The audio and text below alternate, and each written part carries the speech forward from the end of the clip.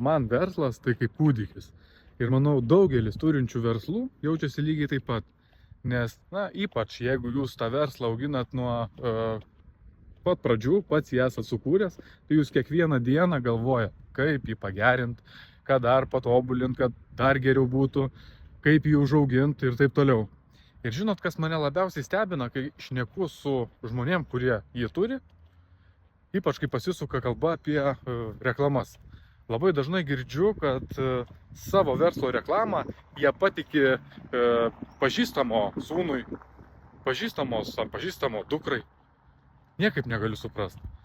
Visą laiką paskui seka tokie dalykai. Jie mokinosi, jie moka naudotis kompiuteriu, žino, kaip spaudinėti mygtukus ir to užtenka. Bet jūs pagalvokit, ar jūs savo kūdikį norėtumėt palikti žmogui, kuris pilnai neišmano, ką jis daro, arba jūs juo pilnai nepasitikit.